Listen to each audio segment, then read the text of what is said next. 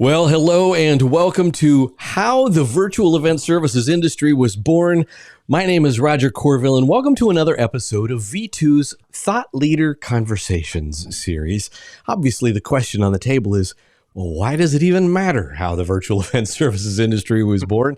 Well, I trust that some of that will become clear, but just to be straight up front, I think in some ways, knowing where you've been helps you better understand knowing where you're going, particularly in times of crazy uncertainty like the world is experiencing right now, right? And it will because it will help you, particularly if you've figured out that webinars are not a one-size-fits-all kind of an affair.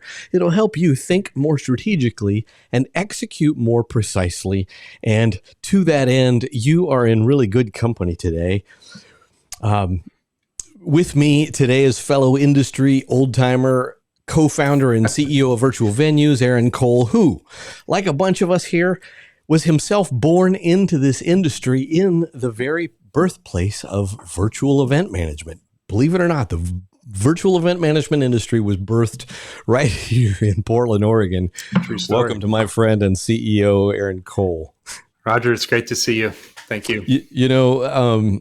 I'll just kick things off this way because you're going to figure out really quickly we're just going to be conversational, even though we have some specific how-to kinds of points that will give you some good ideas.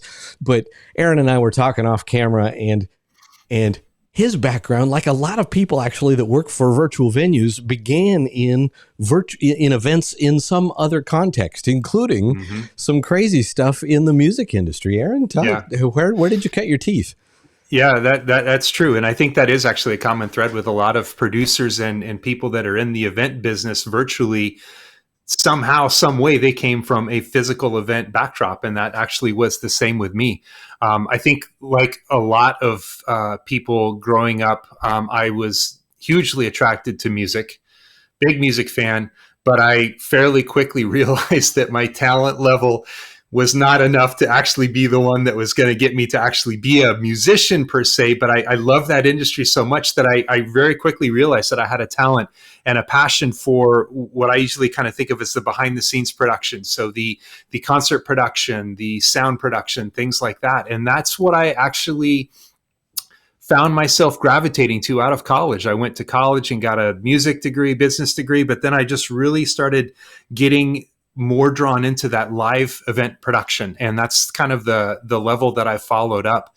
And I went with that as far as I could go, as far as I wanted to. And I ended up for, a good couple years working that life on the road and working with some really talented people that was very formative to me. Both in terms of me loving music, but also just being around and being able to watch true performers actually perform on a stage. That was what was really formative to me, I think. And that's probably one of the biggest things that I took away from that learning experience was that, a performer on a stage is going to connect with their audience. It's not about the stage. It's not about the lights. It's not about the sound system. It's actually the message. And in this case, the music that performer is there to provide to the audience. And that idea has connections with what we do even here today in terms of the virtual event production. It's not all that different, and that's how I started up. It was an interesting way to start for sure. Yeah. I relate. You can see the keyboard over my same kind of thing. Did my time in music production, and I appreciate how you talked about the nature of connection not being about the technology. Right? We notice the technology when it doesn't work the way we want, or we're feeling really nervous about it. But ideally, that's out of the way. And I would probably even add one word, right? Part of connection is about the content, and it's about the experience that people have. Right. And I know oftentimes in the virtual events world, people don't think about that person on the other end of Hopin or WebEx or Zoom or something having an experience, but they are. Right. It might be different. Right. It might be a little more like television or movies than a physical concert space. But there is something about connecting with people that is about connecting through, not connecting Right. to. Right.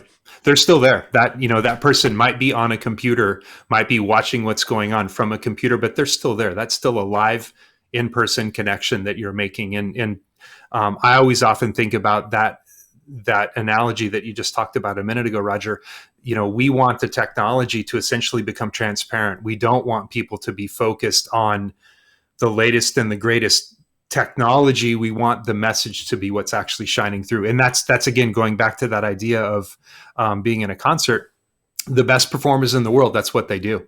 They don't necessarily, they're going to leverage the best sound systems and the best lighting systems in the world. But the best performers, they connect through their messaging. They connect through their talent and what they are there to deliver to the audience. And it's no different. It's a different mindset. It's a different venue, but it's the exact same idea. And that's pretty powerful for me.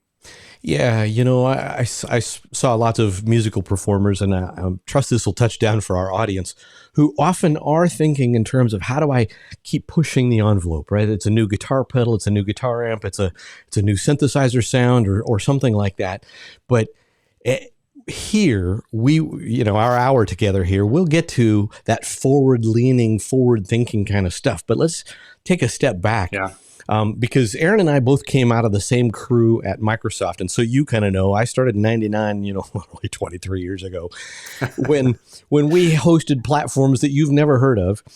And we were acquired by a company that was acquired by another company, was acquired by another company, and it actually ended up at Microsoft, which was the very first virtual event services group at Microsoft, which is actually what Aaron came out of, including actually a number of people on our team. Yes. This is going back till, somebody owed Moses $5, but just out of curiosity, Exactly.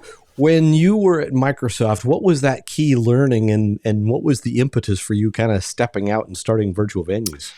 Great question. So when I started at Microsoft, it was a very exciting time. To your point, Roger, it was a new time because, again, this industry was just literally starting, and I went right. I joined Microsoft right after the Placeware acquisition, which is the company that you mentioned a minute ago. And so there was this just buzz of excitement about, you could literally kind of feel that this market was starting to emerge. Microsoft being the leader that they are, was always focused on the licensing and the making the product the best that it possibly could, as they well should. Microsoft has been a leader in so many parts of our world because they're so good at what they do, which is recognizing and getting products that work for people for whatever the use case is out to the market. That doesn't always necessarily completely align with what I think of when I think about our core services at V2, which is very much services and the client service type relationship business. And they're honestly, when I started working there, there was a little bit of a dichotomy there, because we were there and we were trained to be masters in the use of the Microsoft tool at the time, which was Live Meeting. But where Microsoft was very clearly going was not necessarily services focused. It was more licensing focused and more towards that direction. Again, for very good reason, because of where they were driving that product. But for me, that was a fairly large distinction. And so as I kind of worked through the years in Microsoft, it began to dawn on me that there might be something else out there. There might be a way to take what we were doing, and there might be a way to kind of grow that out a little bit more, flesh that out a little bit more, so to speak, and really buckle down and dive into the services type of mentality. Again, going back to that whole idea of being a stage manager on a stage, with some of the best talent that is around, focusing on that message, focusing on how that message is properly delivered to the audience. And so that's what I really felt that was my passion. That's where I really wanted to go. Honestly, that was kind of the light bulb that turned on in my head after a couple years at Microsoft, as a way to possibly move in a new direction. Yeah. And I realize I asked you a double-barreled question about Microsoft and then moving on, but let me just, for our listeners, weigh in with one little esoteric little thing that is the kind of thing that makes a big difference when you're behind the scenes like us, right? So I left Microsoft. Placeware became Live Meeting, became Skype for Business, became Microsoft Teams. Still have friends in the Microsoft Teams crew. I mean, cool product. But we also realized that the nature of labor-based human-to-human services, like Aaron was just talking about, wasn't Microsoft's specialty, nor was it ever going to get the attention that it needed. And so I left with a couple guys and couple $1 million of angel funding and started another company. But here's one example. When I was there, and I left, I think right before Aaron got there. Mm-hmm. But one of the things that was part of how we handled support was having a level of human interaction that was counter to the model of tech support in the software industry, right? The software industry was, well, they're using Live Meeting. Why can't they just call the tech support number and they get some call center in India and right? Whereas what we knew behind the scenes was, number one, when somebody's trying to get into your event and if for some reason they're having an issue, a couple minutes on a hold queue with tech support feels like forever. And second, most of the issues weren't technical problems to be solved by a technician. It was a misplaced password or stuff that might seem kind of weird today, but it was a level of human interaction that just wasn't part of their paradigm. And I just know that was part of us going, well, wait a minute. When we think about how we deliver a great experience, we can't have 10 people in queue to talk to somebody who's just thinking they're supporting Microsoft Live Meeting. Exactly. We need somebody to know this is so-and-so's event. It's happening at this time. Here are the login credentials. How do I get this person in as quickly as possible? Yeah. And that makes all the difference, but that's a huge difference. That's night and day difference between software industry and a services mentality. Exactly. That's it right there. That is the difference in that mindset. You know, one of the things that I think we all understand, and I think we're all like this, is that, you know, our own online lives, we're very fickle.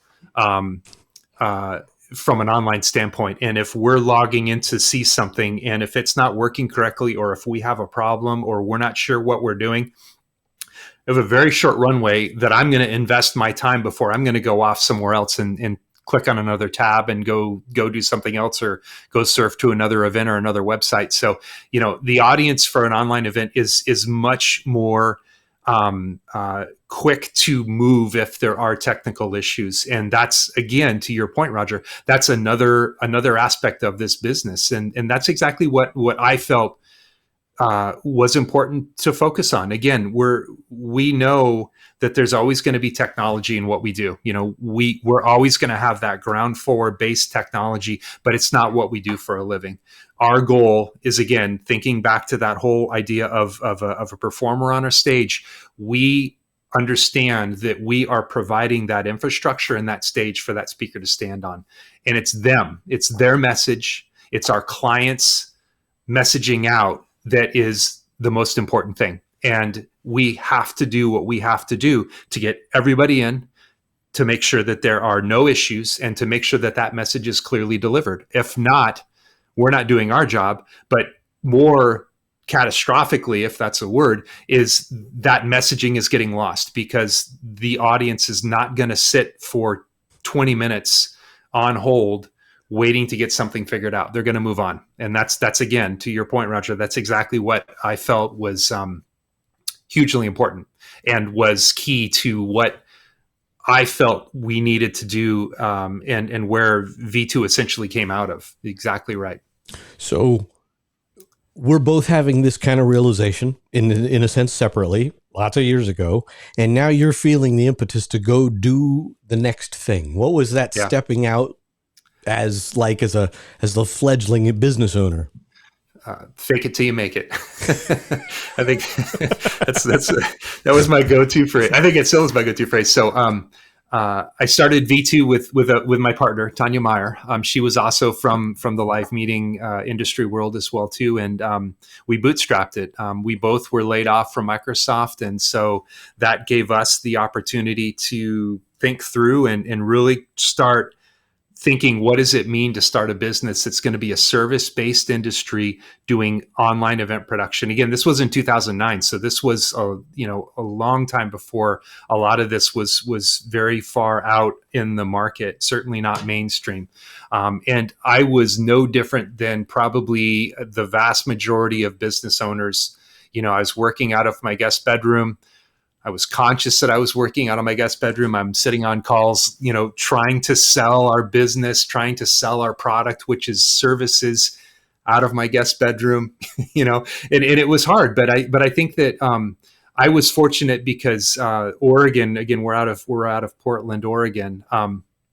Oregon unemployment has this program where if you are on unemployment and you are trying to start a new company, they'll have like a deferment program where you can still go in the unemployment program and you can work on your business instead of actually trying to get another job. Which the minute I found out about that, I was like, sign me up. Let me do that. And so I was able to do that, which was a way that I could, continue to push forward, but not have to actively look for work. And that was literally the point that got me past, that kind of very hard bootstrapping kind of a period.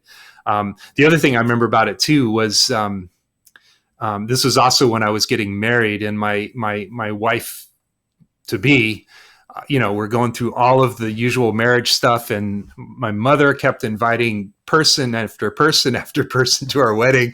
I got all the marriage stuff, and in the back of my mind, I just always remember thinking that no matter what happens, I have to get at least one client before I get married. That may sound kind of strange, but the last thing I wanted to do was to go to my own wedding and talk about what I'm doing with my life and stuff. Oh, very nice. I hear you started a business. All that great. So who are you working with? What's your client? And just have that be just the most awkward conversation.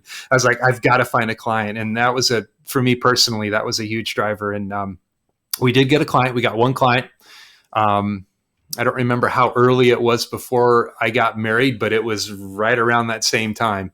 And that was a big win for me, And so what I think about when I think about my experience with that and how others probably go through what they're doing, what we do is not rocket science. What we designed V2 to do is not completely next level, but it doesn't have to be. And I think that's the most important part about it. Anyone can start off and can start a business, and you don't have to completely recreate the wheel. You just have to find the niche that you're gonna occupy, and you just have to find that true calling, and that's what you have to build your own trust on. That's what you have to be able to grow. It doesn't have to be something, I realized from the very beginning that we were never going to create, and we never wanted to create the next greatest webinar platform, because again, that's not what our core business was going to be. We just had to be damn good at running online events and provide that level of service to where we could earn the trust of some of the clients that we worked with. And that's it. That was where we started. And that was a very rewarding realization going through that process. Yeah, that's a magic word, trust. And I'm just thinking about those who might be watching who are going, okay, well, so I'm not starting a company, and I'm not even just starting out. I've been doing this webinar thing. It actually is a chance to illuminate. And I'm going to even ask you this question about your very first client. You curious about where they fit into this. But at the end of the day, people in the services industry help clients do one of two things. Which is either because you can't do something, or you don't want to do something, right? Now, software is easier to use now than it ever has been, right? When I first started in this, these platforms didn't even have built-in registration, which is kind of hard to even imagine. Right. But still, the vast majority of people who come to us go, wait a minute, it's a lot of work to stay up on platforms and updates and those kinds of things. It's not a function of can't find some junior person to go just schedule a GoToWebinar or hop in and push a couple buttons. It's because there's a whole lot of things that go behind that where there's a realization that it's not a function of can't do it. It's a function of, wait a minute, does it make sense to have my team do this Right. when I can extend my team immediately by hiring a professional services firm who just focuses on this one thing, for the same reason that, say, rock and roll bands aren't their own production companies, right? There's a production company that goes and gets hired to come in and handle lights, camera, action. Just out of curiosity, with that very first client, do you remember what their motivation was in terms of hiring some assistants? They knew that they needed to focus on the talent. And actually, that's a great question, because another thing that I was just thinking about when you were talking, Roger, is another way that I look at what we do is we focus and we separate the technology from the talent.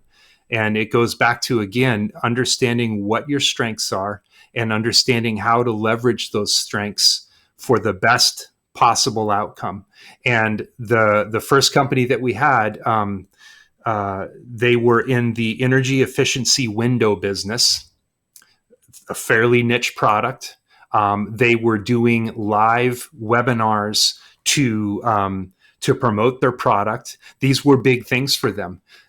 They had completely their hands full with thinking through and designing and coming up with content that was going to be able to market and get their product across to their people. And to their credit, the last thing that they felt that they wanted to tackle was also, how do we actually make this work? And how do we actually make it look good without potentially causing an issue on one of our events? And so, to their credit, they very much had already kind of figured out that same kind of equation that that we're always talking about, that we understand where our strengths are. And that goes not only for us, but it also goes for our clients, who usually are going to be more in the marketing, kind of the field of the house, so to speak. They are masters at what they do, similar to how we are masters with what we do. And it's kind of that bringing together of what our skill sets are and staying within that lane to then co-produce these events that are going to be memorable, that are going to be flawless, and are going to be produced at the level that they need to be produced at. I don't know if I answered your question well enough about that first company, well, but no, it's an interesting connection. Even as you're describing them, I remember that client, and I won't mention the name, and we'll just take that offline. But that company also owned their own marketing agency, and that, as if I'm remembering that particular client, but it actually brings up a good point. One of the questions that I think anybody listening right here needs to answer is, what are the things that are easier to outsource versus the things that are not so easy to outsource? Yeah. Right. Finding talent, developing your message, probably doing the promotional activity are things that are hard to outsource, right? Those are the things where you need to be near and dear to it if you're thinking strategically. Right. Things like, how do we then take so-and-so who's going to speak on such and such a date and whatever, and get them ready and now operationalize that, what we might call production, is an easier thing to outsource. And one of the things that, I'll just throw this out there, one of the things that we have found over time, rather ironically, is that the clients that tend to come to us and or stay with us tend to be those who have already done it enough to figure out, this is a lot more work. There are a lot more moving parts. There's a lot of this, a lot of things that can go wrong, or that I haven't necessarily, that people who are just starting out don't necessarily know to even ask the right questions about. Right. So people come to us going, hey, we got this 6 event series, or this 20 event series coming up, or in the next quarter, we're going to be doing this, we're going to be doing 20 events a quarter for the next year. And we realize this isn't our space. We need to go line up speakers and promotional activity and marketing content and that kind of thing. I'm just curious if you found any exceptions to that, or is that still kind of the kind of people who tend to understand best the kind of work that you do? No, I think it's exactly that realization is key, and that's very much in line with the demographic that we're normally working with. Scalability is a massive thing, and that sometimes is again where even if we are starting to work with a client that may have been doing this for 1 or 2 years, but maybe on a smaller level, finding a way to scale that in a way that you retain your professionalism, you don't dilute the messaging, you don't dilute the quality of your production. That can be hard to do. And that's where we are able to go in and leverage our strengths. That's what we are focusing on. We're never going to be the performer on the stage, nor do we ever want to be. But we know that our strengths are going to be in that scalability, in that reproducing of zero failure mentality type events. That's where our strengths are going to be. Yeah, no, that's a and that's key what we word. hit. In fact, maybe I'll even just highlight that as we try to transition to that next section or point, because often scalability is thinking, well, I'm doing one event a month, and now I want to do one event a week. Yeah. And should I hire a body internally because now I would support the labor for?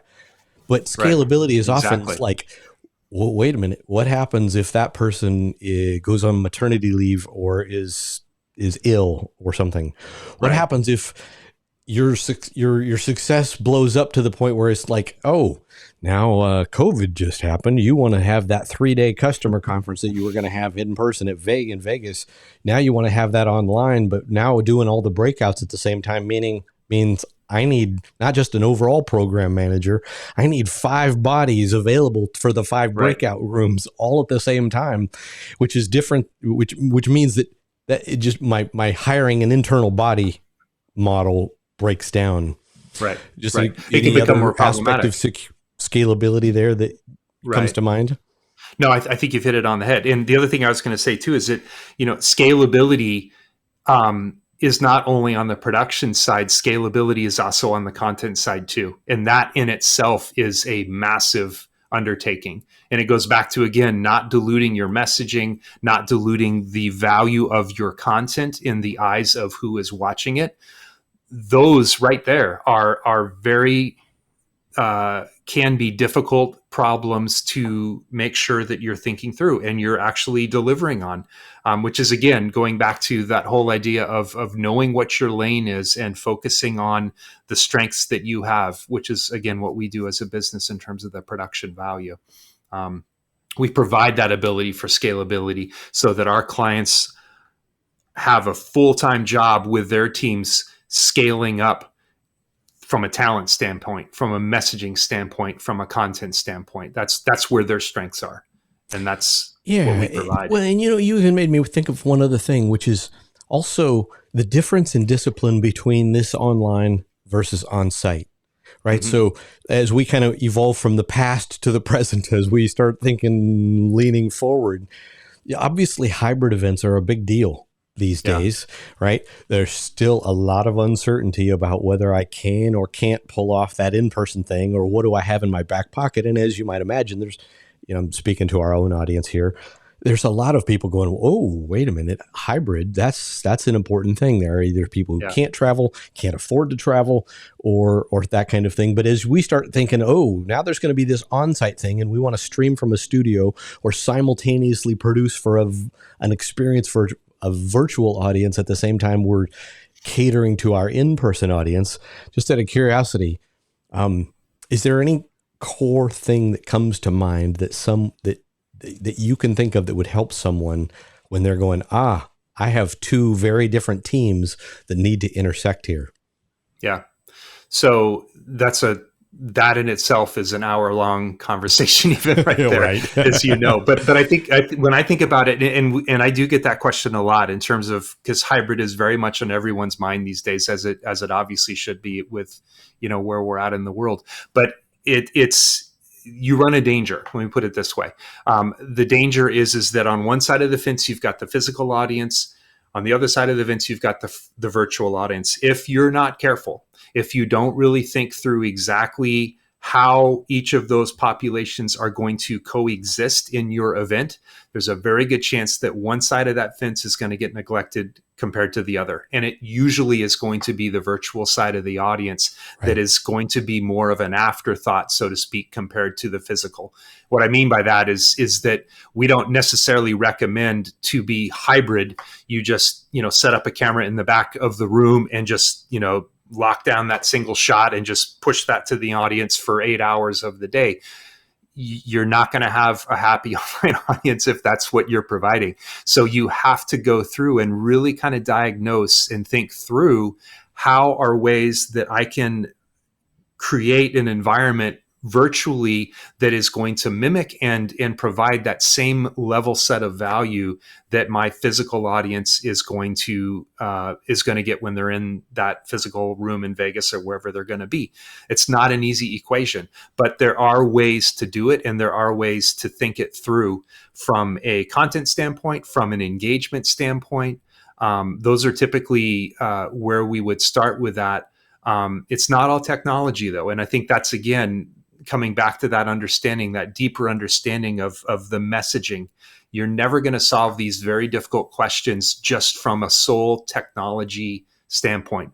We always have to think about content. And so, and that's a long question, a long answer to your question, no, but it's exactly, where we would usually start out. Go ahead. I know kind of our next point here is about an interesting case study or two of A-level talent that you've worked with in that kind of context where you go on site to help them do something on site that streams out over the web. But I'll just point this out to our audience. I want you to think out, for the sake of coming back, because oftentimes, to Aaron made a really good point that is worth driving home. Oftentimes it is the virtual audience that gets neglected, right? The implicit message is, well, it's great you can dial in and hear the stuff, but on-site is still where the stuff is really happening, and you just get to be a fly on the wall, right? Where the more advanced clients are starting to go, well, wait a minute, how do we think in advance to go two different audiences or having two different experiences, but we can still help them have an experience? Here's the thinking out to come back thought. What happens if your 500-person in-person event start streaming it out? But what if down the road, based on your success and your awesome speakers and that content and dialed in messaging and all that, what if your online audience was 5,000 people? You still got 500 people in person. Hallelujah if you even grow that from 500 to whatever. But what if the tables were turned? What if you had 5,000 people watching online for that 500 people that were in person? Would you give it any different type of attention in terms of going, how do we create an experience for the 5,000 people that we're reaching out there? Exactly. It's not a right or a wrong. It's probably not going to happen tomorrow for you. But if you think in that direction, one of the things that I think might be useful is going, it's not a right or a wrong. We're serving different people in different places for different reasons who all want that core awesome content and messaging that we're offering.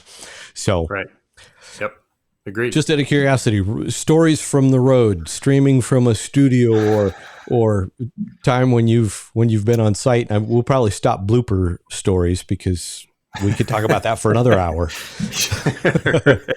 Exactly. Yeah. Well, I think, actually, let me even go to a higher level. I think that when I'm thinking about, again, where we evolved as a company, that was really where I felt like I would say that we hit our stride, is that we gained momentum, we got office space, and we started to really leverage what our strengths were. And that was when we started building our team. That's when we started building our client base. Some of those same clients that we've literally worked with for the past 12 years, still doing the same stuff. And that naturally pushed us forward in a couple ways that were fairly important. It pushed us in the streaming environment, which is what, Roger, you're referring to in terms of where we're actually on site in a studio working with A-level talent. It also pushed us forward in the idea of needing to be what I'd call platform agnostic. And what I mean by that is very clearly on, it became very apparent that there's never going to be one set of technology that is going to solve every possible use case for an online event environment. And then understanding that as a service provider in this industry, that meant that it was on us to keep our eyes open, to master the technologies that we see are coming up and that we know are going to solve a particular use case, a particular environment, or a particular event design, and being able to turn that around and being able to use those technologies for the benefit of our clients. That was another very big one as well too. And so all of that kind of came together, which was really kind of that kind of coming of age and kind of really getting in our stride as a company. And to your point, Roger, we have been very fortunate to work with some very, very high level talent in like live webcasts that we're streaming on a worldwide, thousands of people tuning in to view. What's interesting to me though, and this is again, it's something that I'm always just kind of watching in the back of my, when we're in the studio, those are performers of the same level and talent and the same connection to these concert performers that we were talking about, back when I was doing concert production. They are connecting with the audience. It's the exact same type of atmosphere. It might be different. They're not in a concert hall. You're not physically there watching them, but you have people that are watching you through a computer screen. And it's that exact same analogy. And it's that exact same kind of understanding that we want that technology to be transparent. We want that connection to that speaker, whether it's Barbara Cochran that's doing a Shark Tank a webcast out of New York, or whether it's John Denver that's going to be on a concert in wherever. It doesn't matter necessarily the location and the technology. What matters is that messaging. And so I count us very fortunate to be able to have worked with some of the talent that we have. And it's been very fulfilling to have those abilities.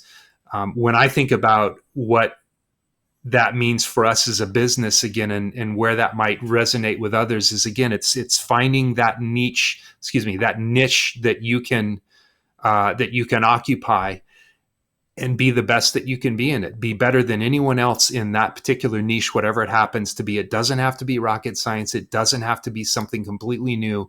It just has to be something that you can be very good at. And we've been very fortunate to be able to leverage our talents with some very cool events in the past several years.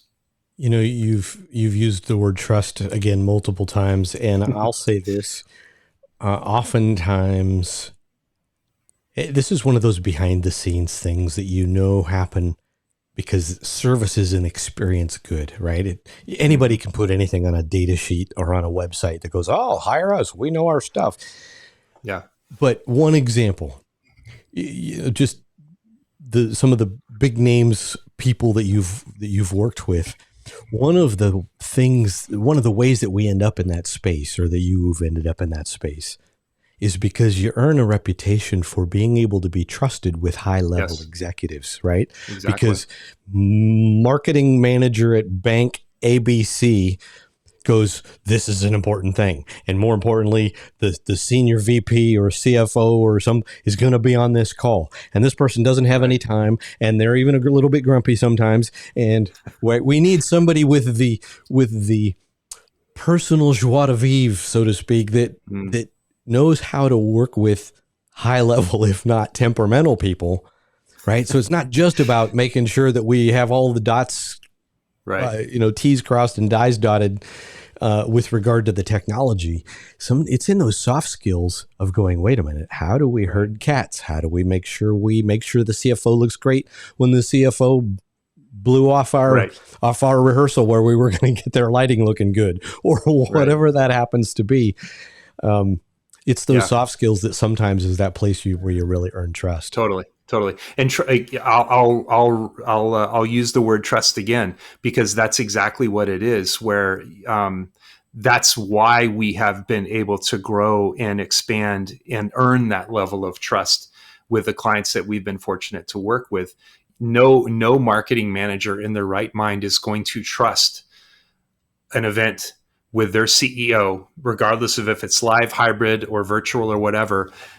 No marketing manager is going to trust that environment with their CEO unless they have absolute confidence that whoever they're bringing in into that same room, virtual or otherwise, is going to be able to perform flawlessly and is going to be able to perform at the level that they need them to be. And that's where I think we've been fortunate. And the other thing I was going to say is that it's not to say that there's not going to be technical issues, and that this is a technical industry. This is a technical environment that we're in. There's always going to be technical issues. There's always going to be things that are going to happen. But that's, to your point, Roger, I think you're onto something. It's that ability to what we call land the plane. That's another saying that we have around here. To be able to land that plane regardless of what's going on. That's what you do. That's what we do. Yeah. And so, it doesn't matter if, again, I'm not comparing ourselves in any means to an airline pilot. We're not anywhere near that level of stress level or anything like that. But it doesn't matter. Hypothetically speaking, the engines are on fire. The CFO didn't show up for their rehearsal. The lighting went out. You've got to land the plane. And that's the level of expectation that we have with our production teams, and it's what we deliver. And I think that's exactly why we have been so lucky, Roger, to be able to work with some of the clients that we have, is because when there are issues, which they're going to be issues. Again, this is a technically advanced industry. We can land that plane. Sometimes that landing the plane is just being calm and collected and not making things worse, for example, with the talent as well as with the audience. It can sometimes be as basic as that, but it's still that same mentality. You know what? And obviously we've seen our share of fear. Okay, this is an important event. We got a lot of money invested into marketing. Well, it's all got to go right. Right. And I think one of the things that is often forgotten is stuff happens with in-person events too, right? The bulb and the projector goes out, or there's a big crash on I-84, and therefore whole bunches of people are going to show up late, or whatever the case may be. But as I used to tell my team when the company I co-founded when I left Microsoft, professionalism isn't what happens when everything goes right. Professionalism is what happens when something goes wrong. And there is some part of instinct that's part of that, right? Because you could write out troubleshooting ideas and you'd have a 400-page manual that nobody could memorize, right? Some part of it is the instinct of someone going, in this context, here's what I need to do to make things work for now, so we can land the plane, right? And maybe you're Sully Sullenberger and you land that plane on the Hudson River or something like that, right? But here's the thing, particularly now, since COVID happened, and we'll touch on that milestone here. Maybe that's the transition point. Sometimes, for me, I think authentic is always better than perfect, right? Mm-hmm. More often than not, people are going to cut you slack because they know you're out there working on their behalf. When they know you're working on their behalf, they cut you slack, right? It's not like, oh, okay, this is the world's going to hell in a handbasket because something happened on my webinar. No, actually, most of the time, people grant you grace, particularly since COVID hit, because everybody's figured out, oh yeah, life doesn't always happen the way it should. The question is still, how do I sell, market, provide value for my partners, or whatever that is. Right. COVID obviously changed the world in both a current context and probably a forward-leaning context. What happened here, and what does that make you think in terms of where things are going for our clients or somebody that might be listening? Yeah, crazy 3 years that we've all been through, and I that goes without saying. I think about where we're going as a market, if I step back and think about it, when COVID hit, no one foresaw what was coming down the pike, least of all us, obviously. And it was anyone that's been in this industry, anyone that is listening to this, that has been in this industry during these COVID years, knows and is probably painfully aware of how crazy and extraordinary the past 3 years have been. We have, as an industry, pushed years and years and years ahead in adoption and in expectation and in the overall awareness of our industry years ahead of where I think we would normally be if COVID hadn't happened. And so it has been something that has really accelerated a lot of trends that I think are still, they likely would have happened. It's just that they're now accepted practice. So when you think about the adoption of webcams, it's a no-brainer. You know, we are in a Zoom world right now in terms of the use and the acceptance and adoptance of webcams, and that even dovetails into even some of this, stuff about working from home. You know, being online and being on a webcam and working from a non-office environment is a very big change that, again, I think has been accelerated by COVID. The other thing that I think has also been a massive change, you mentioned this a minute ago, and we have talked about it, is the world of hybrid and the understanding that some of the things that we do from a virtual standpoint can have massive implications in terms of value, in terms of adoption to audiences that a traditional physical event or a physical designed marketing effort might not typically reach. One of the bigger things that I like to think about with COVID, when I think about where some of our clients have come from, we have some clients where our use and our work with them pre-COVID was very limited. And by that, I mean, we would be working with them on one or two, possibly three projects a year. These would be gigantic, huge, high profile streaming events or something like that, where, it'd be like a quarterly thing or something like that. And when COVID hit, those same clients were coming to us saying, okay, we've got to find a way to do 60 high impact, quality, zero failure mentality events in the next 6 months, or something like that. Massive effort, massive change in how they looked and marketed themselves, but also something that I'm very proud that we were able to help orchestrate and to push forward. And now that we're getting past COVID, everything is cyclical, and I think where I feel like the market is right now is there's a very big pushback to physical, as there should be, as there is. Everyone wants to get past this 3 years that we've been in. But what's most interesting to me is that some of the clients that we're working with that are very highly focused on physical events, their markets, their people that are coming to the events are coming to them saying, do you have an online component? Or is there a way that we can add an online component to what we're looking to do? And to me, that's a sea change, because it's not necessarily even just our clients that have come to realize the benefits. It's the entire population, their markets, that have discovered and realized and are actually preferring in some ways the delivery and the value that an online event can produce. And so it's just a massive sea change, when you think about where our industry has come in a very, very short amount of time. Hybrid is the buzzword right now, as it should be. And that's where a lot of our focus is with our clients, is coming up with and working on the best possible hybrid environments. I don't think that's going to go away. I think that the benefits that a virtual environment can add, even to a completely physical environment where you're adding that virtual component as a hybrid kind of a design, it's been proven that those have very positive effects. And so I see that trend continuing, if not even increasing in the future as we go forward past COVID. Yeah. One of the words that you often use, just in the years that I've known you, is the word adapt.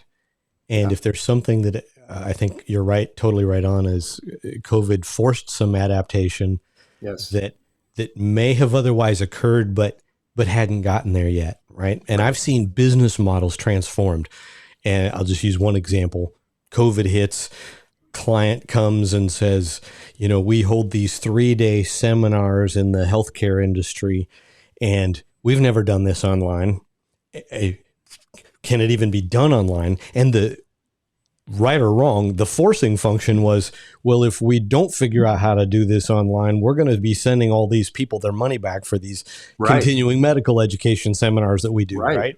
And next thing you know, fast forward 2.5 years, and they're going, we're only going to do 2 in-person events next year, and we're going to do all the rest of them online. In part Right. because of exactly one of the things that you said. It wasn't just them thinking, can we do this online? Meaning, can we create, because it was a highly experiential kind of workshop, can we even do this online? The feedback from their constituents was, hey, this was kind of nice. Nice to be able to go home, sleep in my own bed, or take the dog Right. for a walk at lunchtime, Right. which was a something that hadn't even been part of their consideration. Yeah. And what Right. you described a little earlier, the word that I would use is unidimensional, right? Here's what we've been doing. And, whether that's because our company has Zoom or WebEx or whatever, and now we need to blah.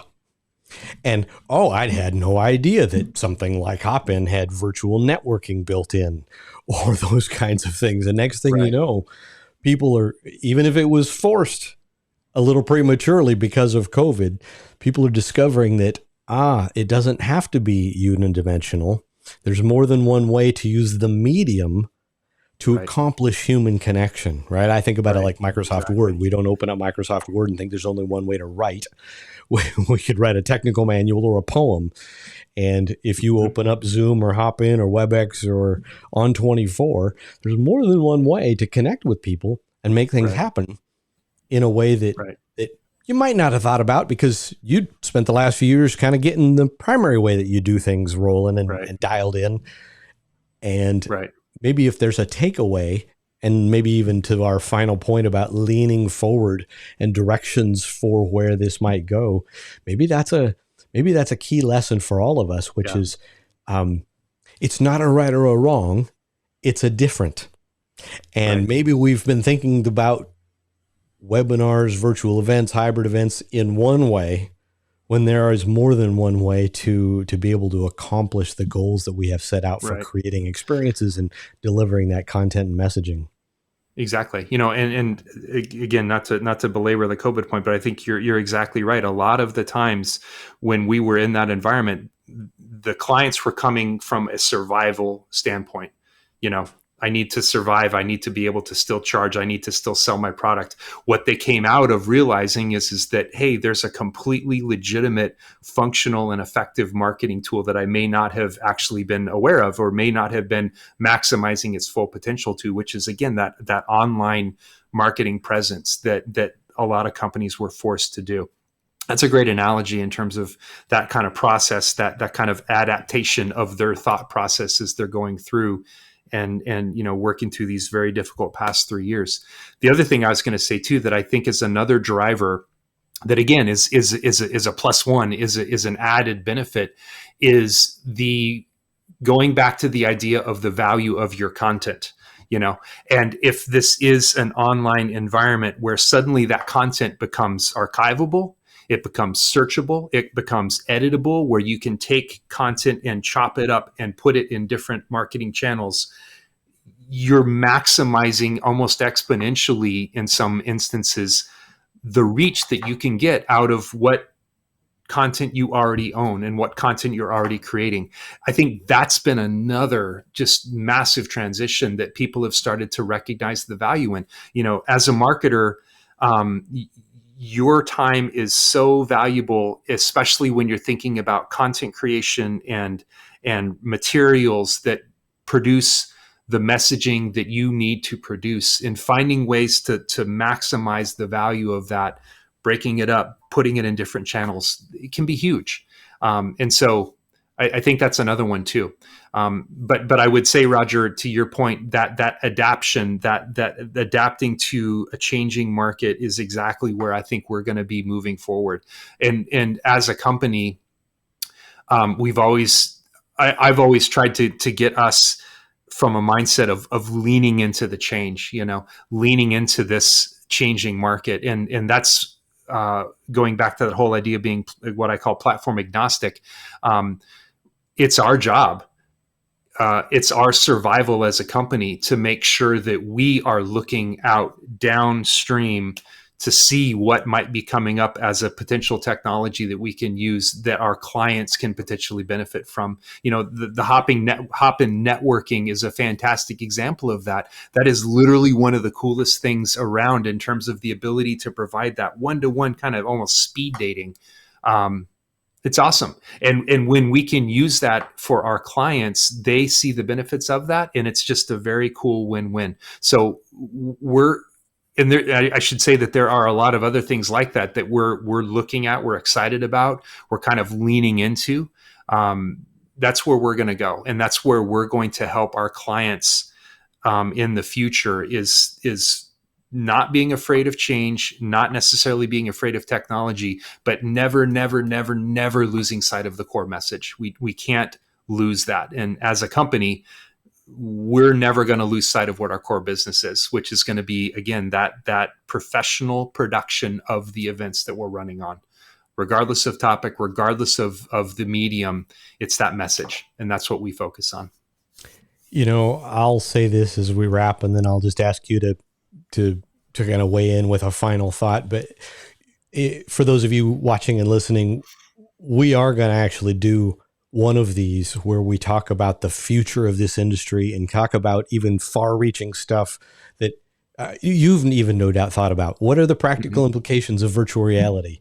Well, right. You know what? Lots of people think that's kind of sexy or kind of interesting, but you also realize that it's going to be a long time before you have an event where everybody shows up with VR headsets, so you can do something like that, right? And there's a bunch of those little things it's interesting to kind of keep them on the horizon, but to a point that Aaron made a little bit earlier, some part of leaning forward is just going, wait a minute, how do we maximize? How do we just take that incremental step forward? Because what's the old saying? If you improve 1% a month times whatever, right, you'll double your effectiveness in whatever.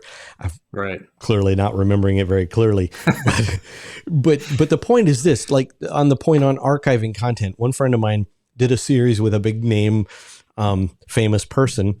Right, did a 1 hour conversation like this, but then turned around and chunked out that content going, hey, what does famous person X have to say about blah? And here's this little excerpt of famous person X answering the question of blah, and now got another bit of mileage out of that, that additional piece of content. Exactly. And one of the things that I think our most forward-leaning clients tend to do is to think about how do we maximize that effort. Sometimes that's a portal with all of the on-demands, and some of that some of it's what are the other ways of repurposing our content or maximizing even how we cross promote amongst our live events so that we maximize attendance at each one instead of each of them occurring like in a silo unto itself. And, there are a lot of things that don't have to be hard, but just might be part of something that we see because we're working with lots of clients on lots of events that you may not see because you've been doing it the way you've been doing it for the last 2 years. And you know, and just, it's part of that collaboration that helps you bust out into that next little something that adds something incrementally. Aaron, any final thoughts here as we kind of wrap up and say thanks to everybody? No, I think you've hit it on the head, my friend, exactly there. I feel like that's the value that we're able to present and provide to our clients. So, I think you've hit it on the head. That's where we are going to be in the next years. That's where our focus is going to be. I think that we are in for a continual adaptation of the market, and we're just excited to see where that's going to go, and especially excited to see where we can help our clients to get. Never losing sight of that messaging, though. Never losing sight of what that core content is, so that technology is going to be essentially as transparent as we can make it. Well, if there is one message that we would hope that comes through here is we're kind of a keeping it real kind of crew here, right? And even if there's a dozen of us with, I don't forget even the latest number, 163 years of virtual event production experience among the team, one of the things that we want to do is always make ourselves available. So you're not coming into Yeah. some random call queue or talking to some salesperson who may or may not really know what they're talking about and therefore are talking out their yin yang. One of the things that you'll find on our website is the direct contact info for each and every person, including Aaron himself, who Give me a call. part of our way of doing things is to say, well, our values here are we're going to help you even if you don't sign on the dotted line with us, right? Because as Aaron really drove home, knowing who we are means also knowing who we are not. And if we can create value by helping you get where you need to go, all of that works out. That's the ethos here at Virtual Venues. So whether you look on the screen or you find us at virtualvenues.com, you'll find direct contact info for Aaron, for myself, for quite literally everybody on the team. And if there's one thing to just maybe leave you with today, it's that some part of that history of where we've been, as weird and convoluted as it sometimes might be, and we could have talked for 5 hours, and you're probably very thankful we didn't. But part of that is what gives you a sense of where things are going to grow from a trend perspective, even in the midst of uncertainty. Right? This is not the first downturn in the market that we've seen. It's not the first rodeo. More importantly, the question isn't even what's happening in the big world. The question is, what is the most important thing for you, right? The right and best thing for you very likely is very different than what is for somebody else. And it's in that triangulation or that ability to connect those dots that experience brings to the table. And there isn't anybody better than that than Aaron Cole, my friend and CEO, co-founder here Likewise. at Virtual Venues. So with that, we're really glad you made it, and we'll look forward to you on the next version of Thought Leader Conversations here at Virtual Venues. Have a great day.